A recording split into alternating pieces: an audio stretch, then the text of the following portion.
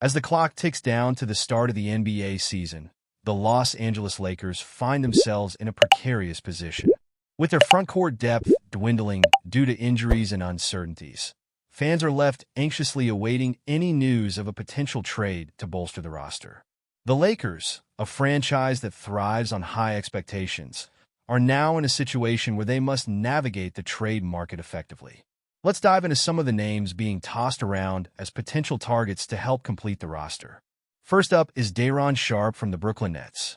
At just 22 years old, he's shown glimpses of what he can do, particularly on the boards and as a shot blocker. He's young, affordable, and the Lakers could potentially snag him without breaking the bank. But here's the catch. Would a first-round pick be too much for someone who still has a lot to prove?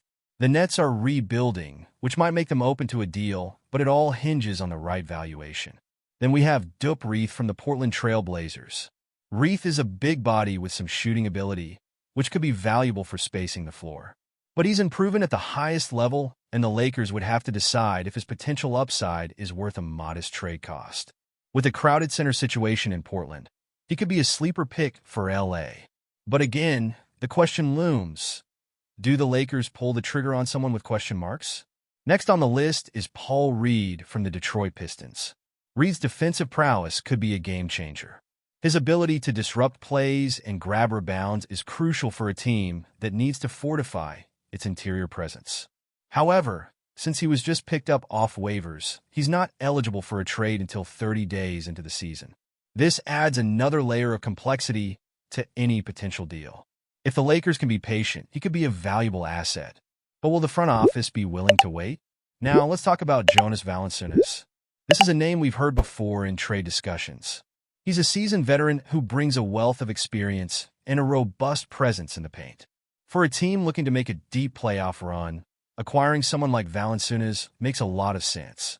The challenge, of course, is that he's not eligible to be traded until later in the season. Can the Lakers afford to wait for a player who could significantly impact their front court? And finally, Chris Boucher from the Toronto Raptors. He's a versatile 3 and D big who can stretch the floor and provide rim protection. His contract situation makes him an intriguing target, especially with Toronto seemingly shifting towards more youth. But would the Lakers be willing to part with valuable assets like Gabe Vincent to make this happen? It's a tough call, and there's a lot of moving parts involved. So, where does this leave us? The Lakers have options, but the clock is ticking. With the regular season right around the corner, they need to make a decision. Stick with what they have and hope for the best, or pull the trigger on a deal that could reshape their roster. As a fan, it's nerve-wracking to think about what could be versus what actually is. You have to wonder, are we truly maximizing our chances to compete? I'm genuinely torn on this. Do the Lakers go all in on a trade, or do they trust their current roster to step up? I want to hear your thoughts. What's your take on these potential moves?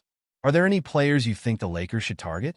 Drop your expectations and frustrations in the comments below.